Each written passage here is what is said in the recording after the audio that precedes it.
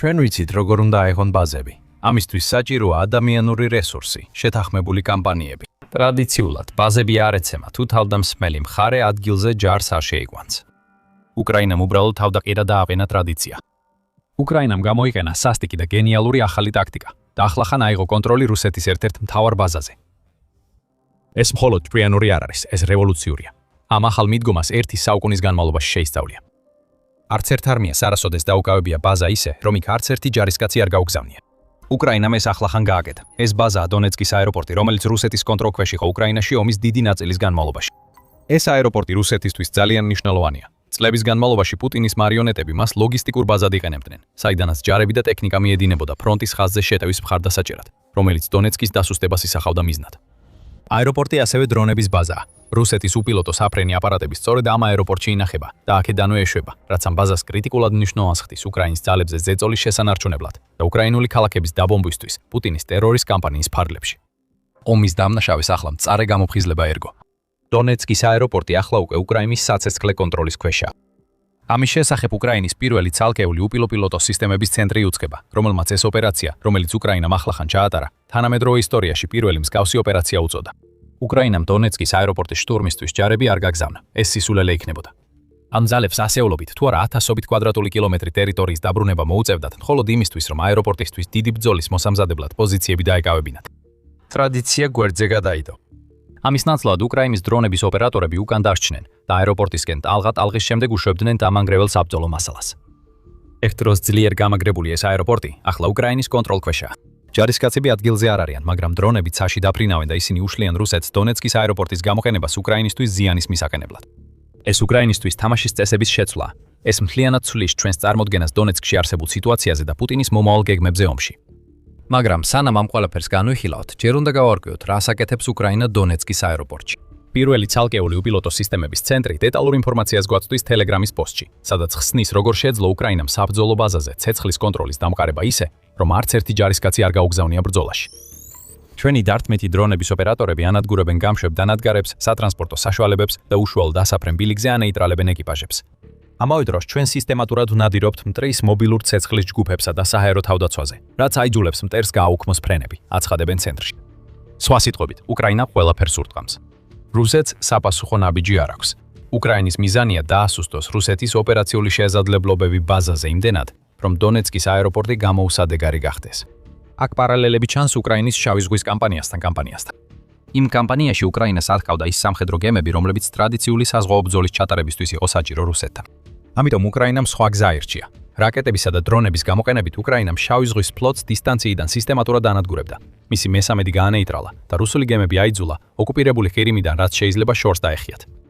ეხლა უკრაინას შეუძლია მიზანში ამოიღოს საჰაერო თავდაცვის სისტემები და მნიშვნელოვანი სამხედრო ობიექტები, შავი ზღვისა და ყირიმის მასშტაბით.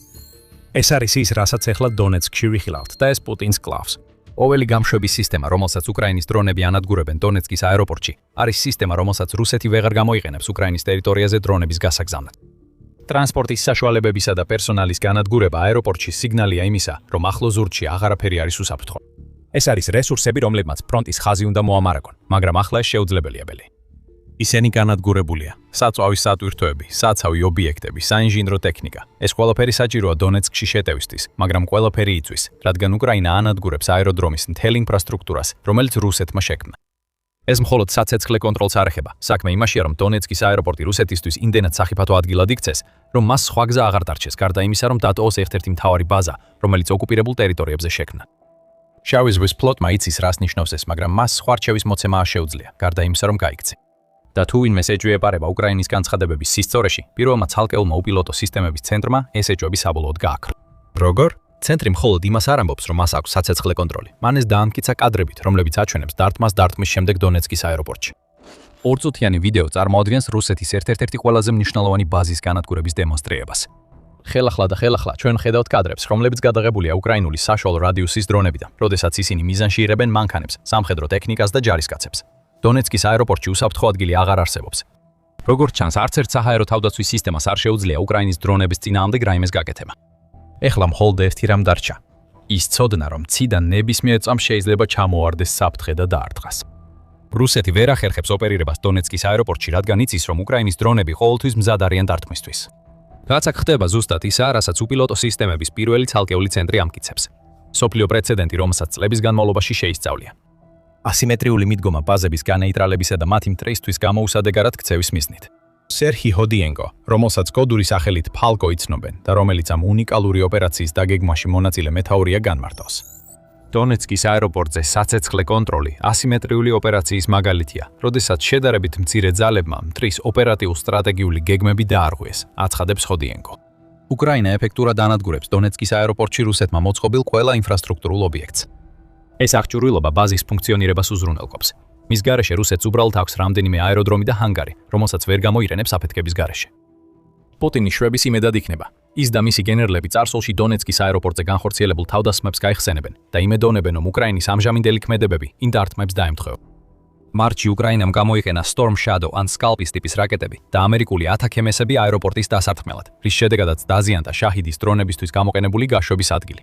მანამდე 2025 წლის ნოემბერსა და დეკემბერში უკრაინამ დონეცკის აეროპორტში დრონების შესანახი ობიექტები დაარტყა. ასე რომ არ შეიძლება ითქვას, რომ უკრაინას აქამდე ეს მნიშვნელოვანი რუსული ბაზა არ დაუწყამს. მაგრამ ამჯერად ყველაფერი სხვანაირადაა. წინა დარტყმები ერთეული შემთხვევები იყო. ზიანი მიადგა დიახ, მაგრამ რუსეთმა იცოდა, რომ როგორც კი შეტევა დასრულდებოდა, ისევ შეძლებდა დონეცკის აეროპორტის გამოყენებას უკრაინის დასაზიანებლად. ეს ასე აღარ არის. უკრაინის სტრატეგია შეიცვალა. რაც ადრე იყო სტრატეგია, რომლითაც უკრაინა რუსეთს სახეში უთრამდა და შემდეგ უკან იხევდა, ახლა გადაიქცა უწყვეტ დარტყმებად, დაუცვალ დონეცკის აეროპორტზე. ეს აღარ არის ცალკეული შეტევები, ეს არის სისტემური, გააზრებული მოქმედებები. უკრაინა ისევ და ისევ ურთრამს აეროპორტს. დონბასის ერთ-ერთი მთავარი საბრძოლო ველი რუსეთის კონტროლიდან გამოვიდა. აეროპორტი, რომელიც 2014 წელს რუსეთის აგრესიის დაწყების შემდეგ უკრაინაში ბრძოლის ადრეული სიმბოლო გახდა, ახლა აღარ არის უსაფრთხო. რუსეთმა დონეცკის აეროპორტის კონტროლი 10 წელზე მეტი ხნის განმავლობაში შეძლო. ახლა კი ასე აღარ არის. არც ისე დიდი ხნის წინ ოკუპანტები იქ თავს უსაფრთხოდ გრძნობდნენ და ჩვენს ქალაქებზე ტერორისტული თავდასხმების დაგეგმას აპირებდნენ. ამიერიდან დონეცკის აეროპორტი მტრისთვის მახედვა აქციეთ, ნათქვამია პირველი ცალკეული უპილოტო სისტემების ცენტრის განცხადებაში. დონეცკის აეროპორტი მხოლოდ მახე არ არის. ის ჯოჯოხეთად იქცევა, რადგან უკრაინა შეჩერებას არ აპირებს. საცეცხლე კონტროლი დამყარებულია. ეხლა უკრაინა ნადირობს. მაგრამ სანამ გეტყვით რა ხდება შემდეგ და რატო არის უკრაინის მიერ კიდევ ერთი მსოფლიოში პირველად რამის გაკეთება ასეთი გარდამტეხი ამ ომში, შეგახსენებთ, რომ თქვენ უყურებთ სამხედრო შოუს. თუ ამ არხიდან ინფორმაციას იღებთ, აუცილებლად დააჭირეთ გამოწერის ღილაკს, რომ არ გამოტოვოთ ჩვენი შემდეგი მასალები. პირველი ცალკეული უპილოტო სისტემების ცენტრის განცხადება შემაძწუნებელი მუხარით დასრულდა. შეუძლებელია დამალვა და საკუთარი თავის დაცვა. უკრაინა უკვე ამტკიცებს, რომ ეს განცხადება უბრალოდ ცარიელი მუხარა არ არის. როდესაც საცეცხლე კონტროლი დამყარებულია, უკრაინის დრონები აეროპორტში ყველაფერ რუსულს ეძებენ. საცეცხლე ჯგუფები, რომლებიც დონეცკის აეროპორტის დაცვას უნდა უზრუნველყოფდნენ, ახლა უკრაინის დრონებთან გამკლავებას ცდილობენ. იგივე ეხება რუსეთის მობილურ საჰაერო თავდაცვის დანაყოფებს, რომლებმაც სრულად ვერ შეძლეს იმ თავდასხმების აღკვეთა, რამაც უკრაინას საცეცხლე კონტროლი მისცა. და ახლა ისინი ნადგურდებიან იმისთვის, რომ უკრაინის კიდევ უფრო მეტმა დრონმა შეძლოს ჩამოსვლა და აეროპორტი რუსებისთვის ჯოჯოხეთად აქციოს. ფლენები უკვე უქმდება. დონეცკის აეროპორტში საქმიანობა მცირდება უკრაინის დრონების მუდმივი საფრთხის გამო. ეს ბრწყინვალე და სასტიკი ნაბიჯია უკრაინის მხრიდან. ჯერ უკრაინამ დრონებზე დაფუძნებული საცეცხლე კონტროლი დაამყარა. ახლა კი სწორედ ამავე იარაღებს იყენებს იმისთვის, რომ ეს კონტროლი შეინარჩუნოს. პუტინისთვის ეს საშინელია მისი გეგმებისთვის დონეცკში. უკრაინა იმ ეტაპზეა, რომ სისტემატურად დააზიანოს დონეცკის აეროპორტის ინფრასტრუქტურა და რუსეთს ბევრი არაფერი შეუძლია გააკეთოს გარდა იმისა, რომ უყუროს, როგორ ანადგურებენ მნიშვნელოვან ობიექტებს. ეს კოშმარია პუტინისთვის დონეცკის ფრონტზე. როგორც მედუზამ 6 ივნის გაავრცელა, პუტინი კვლავ ცდილობს ამტკიცოს, რომ რუსული ჯარები ყველა ფრონტზე წინ მიიწევენ. პუტინი იტყუება, კრამატორსკზე დონეცკის ციხესიმაგრეების სარტყელის ერთ-ერთ ქალაქზე შეტევა პრაქტიკულად გაჩერებულია. ეხლა მედუზა ამბობს, რომ ანალიტიკოსების თქმით უკრაინა სავარაუდოდ ქალაქს 2026 წლის ბოლომდე შეინარჩუნებს. ეს პუტინისთვის ნამდვილად კარგი არ არის, თუ გავითვალისწინებთ, რომ მას დონბასის სრული დაცემისთვის ვადა 2026 წლის სექტემბრამდე აქვს. იმისთვის, რომ ეს დაცემა მოხდეს, დონეცკი უნდა დაეცეს. და ამჟამად ასე ჩანს, რომ რუსეთი ვერც კი აირებს იმ 4-დან 1 ციხესიმაგრე ქალაქს, რომელიც წლის ბოლომდე სჭირდება. ეხლა დაფიქრდით, რას ნიშნავს რუსეთისთვის ის, რომ უკრაინამ დონეცკის აეროპორტზე საცეცხლე კონტროლი მოიპოვა. უკრაინა არ აპირებს გაჩერებას. შემდეგი დღის წესრიგშია სისტემატური განადგურება ყველაფრის, რაც რუსეთმა ბაზაზე ააშენა. უკრაინა გააგრძელებს ნადირობას, შეუბრალებლად, შეუჩერებლად. დრონები იფრენენ და ინფრასტრუქტურა დაიწვება, მანამ სანამ აეროპორტში არაფერი დარჩება. ასე თუ ისე უკრაინა გაიმარჯვებს. ან დრონები გაანადგურებენ ყველაფერს, ან რუსეთი გაიყვანს ჯარს. აქ ვლადიმერ პუტინისთვის კარგი სცენარი არ არსებობს. ფრონტზე ვლადიმერ პუტინის ძალებით კივილს იგრძნობენ. ეს ძალები უკვე რეკორდული რაოდენობით იღუპებიან, მხოლოდ უმცირესი ტერიტორიის მოსაპოვებლად. მაისი განსაკუთრებით მძიმე თვე იყო. Gazette The Guardian-ის მიხედვით, რუსეთმა მაისში მხოლოდ 14 კვადრატული კილომეტრი უკრაინის ტერიტორია აიღო. მიუხედავად იმისა, რომ შეტევების რაოდენობა 37.5%-ით გაზარდა. ამ უმნიშვნელო მიღწევების სანაცვლოდ რუსეთმა 30,000-ზე მეტი ჯარისკაცი შესწირა, განაცხადა უკრაინის პრეზიდენტმა ვლადიმირ ზელენსკიმ პუტინისთვის ივნისში გამოქვეყნებულ ღია წერილში. ამ დანაკარგებიდან 63% სიკვდილია, ხოლო მხოლოდ 37% არის დაჭრილი. ასეთია ამჟამინდელი მდგომარეობა. დონეცკის აეროპორტზე უკრაინის მიერ საცეცხლე კონტროლის დამტარებაც რომ დავამატოთ, რუსი ჯარისკაცებისთვის ფრონტზე ნამდვილი კოშმარია. მათ აღარ ექნებათ დრონების მხარდაჭერა. დონეცკის აეროპორტის გაშვების პოზიციები ნადგურდება. რეზერვები და მარაგები ვეღარ გადის აეროპორტის გავლით, რის გამოც პუტინის მარიონეტები მხოლოდ ხორცად რჩებიან, რომელიც ხორცსაკეპშკებში უნდა შეიყვანან. თუნდაც რუსეთმა იპოვოს ალტერნატიული მარშრუტები, უკრაინის სასტიკი სტრატეგიის გამო შექმნილი დაყოვნებები ნიშნავს, რომ ეს ალტერნატივები დიდად ვერ დაეხმარება იმ ჯარებს, რომლებსაც დონეცკში უკრაინის პოზიციებზე შეტევა უბრძანეს. ციფრები აქედან მხოლოდ გაიზრდება და არც ერთი მათგანი პუტინისთვის სასიამოვნო საკითხავი არ იქნება. უკვე ნელი წინსვლა სრულად შეჩერდება. და ეს გვაჩვენებს, რატო არის ეს ყველაფერი მნიშვნელოვანი უკრაინაში მიმდინარე ომისთვის. მოდით დრონებზე გავამახვილოთ ყურადღება. უკრაინამ დონეცკის აეროპორტში მსოფლიოში პირველი ასეთი რამ მიზეზის გარეშე არ გაუკეთებია. მთელი აზრი იყო გაენადგურებინათ მნიშვნელოვანი ლოგისტიკური კვანძი, რომელიც სულ უფრო მნიშვნელოვანი გახდა რუსეთის სტრატეგიისთვის, უკრაინის თავდაცვასა და ქალაქებზე დრონების გასაშვებად. თუმცა ბოლო თვეებში აეროპორტი ასევე სულ უფრო მნიშვნელოვანი გახდა რუსეთისთვის, როგორც დრონების ცენტრი. მარტში მილიტარნიმ გაავრცელა ინფორმაცია, რომ რუსეთმა დაიწყო სამშენებლო სამუშაოები დონეცკის აეროპორტში. მშენებლობა მიმდინარეობდა ახალი ანგარების, რომლებიც სავარაუდოდ რუსეთის დრონების შესანახად გამოიყენება. სატელიტურმა ფოტოებმა აჩვენა, რომ მხოლოდ ერთ ადგილზე 11 ახალი შენობა შენდებოდა. და კიდევ ერთ ადგილზე, აეროპორტის C1 სამიმოსლო ბილიკთან ახლოს, კიდევ ერთი ობიექტი შენდებოდა, რომელიც შესაძლოა რუსეთის დრონებისთვის გაშვების პლატფორმად ან გარაჟად გამოიყენება. ეს სამუშაოები არ იყო დამთხვევა და დაიწყო მას შემდეგ, რაც უკრაინულმა სარაკეტო დარტყმებმა, რომელზეც ადრე ვახსენეთ, გაანადგურა რუსეთის რამდენიმე დრონების საცავი აეროპორტში. და ეს გვიჩვენებს, რომ რუსეთი კვლავაც ძალიან აქტიური იყო აეროპორტში, სულ რამდენიმე თვით ადრე, სანამ უკრაინა საცეცხლე კონტროლს დაამყარებდა. 2 ივნისისთვის რუსეთმა შექმნა 130-ზე მეტი თავშესაფარი და გარაჟი სპეციალურად დრონებისთვის. სხვა ობიექტები ჯერ კიდევ მშენებლობის პროცესში იყო, როდესაც უკრაინამ საკუთარი დრონები გაგზავნა. არ უნდა დააკნინოთ დრონების დარტყმების მნიშვნელობა პუტინის სტრატეგიაში უკრაინის მიმართ, რადგან მისი ჯარები ვერ ახერხებენ რაიმე მნიშვნელოვან წინსვლას ადგილზე. პუტინი სულ უფრო მეტად ეკრდნობა შაჰიდის დრონებს, რათა ზიანი მიაკენოს უკრაინას როგორც უკანა ხაზზე, ისე ფრონტზე. მაისი ამის იდეალური მაგალითი იყო. ფრანც 24 იუწყება, რომ რუსეთმა მაისში უკრაინის მიმართულებით 8150 დრონი გაუშვა. ეს იყო თვის რეკორდი, რომელიც რამდენიმე სხვა რეკორდული თვის შემდეგ დაფიქსირდა. უკრაინამ კარგად შეძლო რუსეთის დრონების შონების შეტევის ჩახშობა და გაშვებული დრონების 81% ჩამოაგდო, იუწყება იგივე წყარო. თუმცა რასაც ახლა დონეცკის აეროპორტში ვხედავთ, არის ის, რომ უკრაინა სხვა მიდგომას იყენებს. ის კვლავ გაანადგურებს დრონებს ჰაერში, მაგრამ თუ უკრაინა შეძლებს წყაროს განადგურებას, რუსეთის დრონები ნაკლებ პრობლემად იქცევა. დონეცკის აეროპორტი რუსეთისთვის დრონებით თავდასხმების ერთ-ერთ მთავარ წყაროდ იყო ქცეული. ეხლა ის გამოუსადეგარი ხდება, რადგან უკრაინის საცეცხლე კონტროლი აიძულებს რუსეთის ძალებს იმდენად უკან დაიხიონ, რომ ან ვეღარ შეძლებენ დრონების გაშვებას, ან მოუწევთ ნაკლები რაოდენობით გაუშვან, რადგან საიმედო გაშვების ადგილი აღარ ექნებათ. ორივე შემთხვევაში ეს უკრაინის გამარჯვება. თუ ამას უფრო ფართო ჭრილში შევხედავთ, ხედავთ, რომ უკრაინის კამპანია რუსეთის ლოგისტიკური საფუძვლის წინააღმდეგ კიდევ უფრო გაზლიერდა. ამ კამპანიამ უკვე სერიოზული პრობლემები შეუქმნა პუტინს ბოლო კვირებში.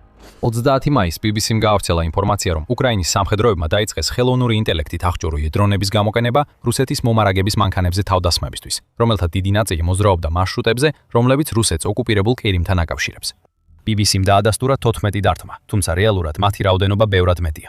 უკრაინამ ოკუპირებულ ტერიტორიებზე ჯოჯოხეთის მაგისტრალი შექმნა, როდესაც უმოწყალო დაარტყა რუსეთსა და ყირიმს შორის არსებულ RR-280 სახმელეთო დერეფანს. ლოგისტიკური ბლოკადა, როგორც ამას უკრაინა უწოდებს, უკვე მოქმედებს და ეს რუსეთისთვის ფრონტის მთელ ხაზზე პრობლემებს ქმნის. დონეცკის აეროპორტი ამ ბლოკადის სტრატეგიის კიდევ ერთი მაგალითია. ეხლა, როცა უკრაინას საშუალო მანძილის დრონები აქვს და დარწმუნებულია თავისი გამაგრებული პოზიციებისა და ფრონტზე განადგურების ზონების სიძლიერეში, შეუძლია ყურადღება გადაიტანოს რუსეთის ზურგში მისთვის ზიანის მიყენებაზე. დაიმახსოვრეთ, რომ რუსეთი აქ შემოჭრილი ძალაა. მას სჭირდება თავისი ლოგისტიკური ქსელი მაქსიმალურად ეფექტურად იმუშაოს, რათა უკრაინაზე ზეწოლა შეინარჩუნოს. როდესაც ისეთი კვანძები, როგორიცაა დონეცკის აეროპორტი, უკრაინის საცეცხლე კონტროლის ქვეშ ექცევა, ვიწყებთ იმის ნახვას, რომ რუსეთი ფრონტზე კონტროლს კარგავს. ეს უკვე აშკარაა იმ საოცრად ნელი წინსვლის ტემპით, რომელიც უკვე ვახსენეთ. მაგრამ ახლა პუტინისთვის არაფერი მიდის გეგმის მიხედვით. უკრაინა ახორციელებს საოცარ ოპერაციებს დრონებით, რომლებიც წლების განმავლობაში იქნება შესასწავლი და ამას აკეთებს ყირიმში, დონეცკში და თვით რუსეთის შიგნითაც კი. როგორც ვნახეთ სანქტ-პეტერბურგის საერთაშორისო ეკონომიკური ფორუმის წინადრეს, როცა უკრაინამ დრონები გაუშვა ნავთობის ტერმინალებსა და ობიექტებზე, პუტინის მშობლიურ ქალაქში, რათა შეახსენოს ყველას, რომ ომი კვლავაც აქტიურად გადადის რუსეთის ტერიტორიაზე. ეს ყველაფერი პუტინს კიდევ უფრო დიდ პრობლემას უქმნის, ვიდრე დონეცკის აეროპორტის დაკარგვა შეიძლება მიგვანიშნებდეს. რუსეთის ლიდერს არჩევანი ეწურება, რაც ნიშნავს, რომ ის ბერკეტებს კარგავს. რაც შეეხება არჩევანებს, უკრაინის მიერ დონეცკის აეროპორტზე საცეცხლე კონტროლის მოპოვება კიდევ ერთი მნიშვნელოვანი ფაქტორი იქნება იმ ჩიხში, რომელშიც ახლა რუსული არმია აღმოჩნდა. როდესაც მისი ჯარები განადგურებას განიცდიან, პუტინს არსენალში მხოლოდ დრონები და რაკეტები რჩება. აი რატომ იხილეთ მაისში უკრაინის მიმართულებით გაშვებული დრონების რეკორდული რაოდენობა. მიუხედავად იმისა, რომ ამ დრონების 90%-ზე მეტი იჭერება რუსეთს, მათი ასეთი მასშტაბური რაოდენობით გაშვება უწევს, რათა უკრაინას ზიანის მიტენების რაიმე შანსი ჰქონდეს. პუტინის ძალები ბოლო თვეებში იმავე მიზეზით უფრო მეტად დაეკრდნენ ბალისტიკურ რაკეტებს. მაგრამ ეს მდგრადი სტრატეგია არ არის. რუსეთი უკვე განიცდის საჰაერო თავდაცვის რაკეტების დეფიციტს, რადგან მას უჭირს საკმარისი თავდაცვითი რაკეტების წარმოება დასავლეთის სანქციებისა და უკრაინის შორ მანძილზე მოქმედი დრონების დარტყმების ფონზე. ბალისტიკური რაკეტების მიმართულების გაძლიერება რუსეთის შორ მანძილზე მოქმედი სტრატეგიის ფარგლებში შეიძლება მოკლევადიან პერსპექტივაში იმუშაოს, მაგრამ ეს ასევე ნიშნავს, რომ პუტინი ხარჯავს მარაგებს, რომელთა შევსებაც ადვილად შეუძლებელი იქნება. როგორც კი ეს მარაგები ამოიწურება, ისევ დაბრუნდებით გაშვების დაბალ დონეზე, მაშინ როცა უკრაინა აგრძელებს რუსეთის უკანა ზონების პარალიზებას. საბოლოოდ ეს ნიშნავს, რომ პუტინს ბერკეტი არ აქვს. მას არ შეუძლია იტრაბახოს მიღწევებით უკრაინაში, რადგან ასეთი უბრალოდ არ არსებობს. ხოლო 14 კვადრატული კილომეტრის აღება ერთ თვეში აჩვენებს, რომ რუსეთის შეტევა იშლება. უკრაინა რუსეთის უკანა ზონებს სულ უფრო ძლიერად დაარტყამს. დონეცკის აეროპორტის საცეცხლე კონტროლის ქვეშ ყოფნა რუსეთისთვის მტკივნეულია, მაგრამ უკრაინა კიდევ უფრო ღრმად დაარტყამს დონეცკში და გააგრძელებს თავის კამპანიას ყირიმში, რაც კიდევ უფრო გაამწვავებს სიტუაციას. პუტინი უნდა რომ სოფლიო მიფიქროს, თითქოს უკრაინა სუსტია. მაგრამ ყველასთვის ნათელია, რომ უკრაინას არა მხოლოდ ბრძოლისთვის საკმარისი ძალა დარჩა, არამედ ომის მნიშვნელოვან ასპექტებში კიდევ უფრო ძლიერდება. არ შეგვეშალოს, პუტინი კვლავ გააგრძელებს საუბარს ისე თითქოს რუსეთი ომს იგებს. შეიძლება ვერც კი აცნობიერებდეს, რომ რუსეთისთვის საქმე ისეთივე ცუდადაა, როგორც დონეცკში. 5 ივნისის ანგარიში ომის შემსწავლელმა ინსტიტუტმა აღნიშნა, რომ პუტინი უარს ამბობს სამშვიდობო მოლაპარაკებებზე, რადგან სჯერა, რომ რუსეთი ბრძოლის ველზე იმარჯვებს. ეს განცხადებები არ შეესაბამება რეალობას, რაც მიუთითებს იმაზე, რომ პუტინს მისი სამხედრო მეთაურები დონეცკში ძალების მდგომარეობის შესახებ მცდარ ინფორმაციას აწვდია. შესაძლოა პუტინმა არც კი იცოდეს, რომ უკრაინას დონეცკის აეროპორტზე საცეცხლე კონტროლი აქვს. მან კარიერა იმით გაატარა, რომ თავს მხოლოდ მაამებლებით შემოიკრა, რომლებიც ახლა იმდენად შეშინებულები არიან, რომ პუტინს საჭირო გამოფხიზლების შესახებ სიმართლის თქმას ვერ ბედავენ. ამ დროს კი უკრაინა აგრძელებს თავისი საჰაერო შესაძლებლობების გაფართოებას. საზღვაო ხომალდები, სარკინიგზო ინფრასტრუქტურა, საჰაერო თავდაცვა და ახლა უკვე მთელი აეროპორტებიც უკრაინის სამიზნე გახდა. ეს არის გარდამტეხი განსხვავება, რომელიც საშუალო რადიუსის ახალი თაობის დამთმონმა დრონებმა შექმნეს. პუტინს ეს შეიძლება არც კი იცოდეს. არც კი იცოდეს. შეიძლება ის კვლავაც აძლევდეს ბრძანებებს შეტევებზე, თითქოს მისი მთელი შეჭრა არ იშლება. მაგრამ საბოლოოდ ეს ყველაფერი რუსეთს უკან დაუბრუნდება და მძიმე შედეგებს მოუტანს. უკვე რეალურ დროში ვხედავთ პუტინის გაზაფხულისა და ზაფხულის შეტევის მარცხს. მაგრამ ახლა, როცა უკრაინას აქვს გეგმა თუ როგორ დაამყაროს ბაზაზე საცეცხლე კონტროლი, მხოლოდ დრონების გამოყენებით, რუსეთისთვის მდგომარეობა კიდევ უფრო გაუარესდება. დონეცკის აეროპორტი მხოლოდ საწყისი წერტილია. შემდეგი ეტაპი, მთელი რუსეთის ზურგი. და შემდეგ ჯერზე, როცა უკრაინა დონეცკში დარწმ დარდაცვას გადაწყვეტს, შესაძლოა გამოიყენოს აქამდე არნახული იარაღი, რომელიც ქვეყნის საშუალო დისტანციის სტრატეგიისთვის ყირიმში გადამწყვეტი იყო. ორიგანის დრონი აქ არის. კელტური ომის ღმერთის სახელით შთაგონებული, უკრაინის დრონი ანადგურებს რუსეთის ლოგისტიკას ყირიმში და სულ უფრო უახლოვდება ნახევარკუნძულის გადათავისუფლებას. გაიგეთ მეტი ჩვენს ვიდეოში. თუ მოგეწონათ ეს ვიდეო, არ დაგავიწყდეთ გამოიწეროთ The Military Show, რომ ნახოთ როგორ ცვლის უკრაინა ომის მიმდინარეობას რუსეთის წინააღმდეგ და